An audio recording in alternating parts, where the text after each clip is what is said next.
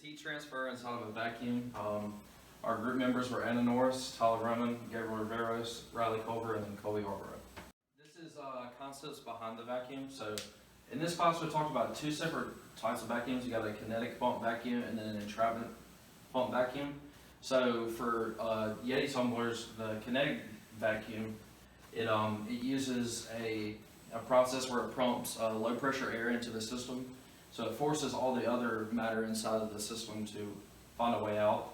So this creates a type of void in between the two stainless steel cups that are inside the tumbler. So whenever this happens, there is no matter within the two spaces between the cups. So this is why heat transfer can work. An adiabatic process is a thermodynamic process in which there is no heat transfer into or out of a system and is generally obtained by surrounding entire systems with a strongly insulated material or by carrying out the process so quickly that there is no time for a significant heat transfer to take place. In this case, heat loss is assumed to be zero or delta Q equals zero. And for a closed system, one may write the first law of thermodynamics as delta U equals Q minus W, where delta U denotes the change in internal energy, Q denotes the energy added to it as heat, and W is the work done by the system on its surroundings. So now that we've defined an adiabatic process, we'll actually get into the experiment itself. All you need for the experiment is a vacuum sealed water bottle, either a glass or just regular plastic water bottle, just nothing that will melt inside the boiling water, and you just need balloons to cover the top of said bottles.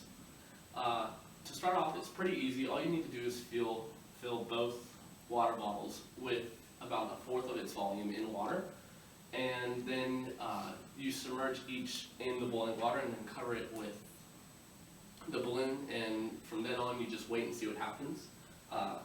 I waited about 5 minutes for each water bottle, which was more than enough time to see the reactions happen.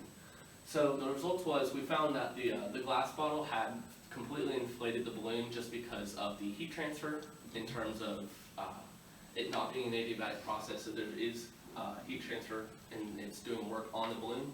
And of course the vacuum sealed bottle did not have any heat transfer because you cannot have one in an isolated / adiabatic process. Here are the steps of the experiment itself. We have the two water bottles right here, both fitted with the balloons, and from then on we submerge each into the boiling water, and then as expected, here's about 5 minutes into the experiment. The glass bottle has completely inflated the balloon with water vapor because it's boiling and the water inside of the glass is the same temperature and it's creating vapor, and the water inside of the vacuum sealed thermos has not been heated up just because there's no heat transfer within it. So the significance of the vacuum in this experiment, with the vacuum inside the water bottle, this helps indicate that there is a space inside where the heat transfer cannot occur. Thus the experiment being an adiabatic process, this can be applied to significant problems or equations where the first law of thermodynamics is of key importance. Not only this, but it also created an isolated system where there is no transfer of mass or energy between the system and the surroundings. Vacuums can help engineers understand how different types of system works and how different types of experiments deal with heat transfer and work, in turn making the law of thermodynamics easier to understand. So here we have two pictures that just show the experiment that we've done. This shows the outer wall that we want to be a comfortable temperature, and then the inner wall keeps all the temperature inside, and then here it shows the vacuum that keeps the two temperatures apart. And here a Yeti tumbler has been cut in half, so you can actually see how the vacuum works, and this prevents any temperature transfer from the liquid inside to the outer stainless wall of the Yeti.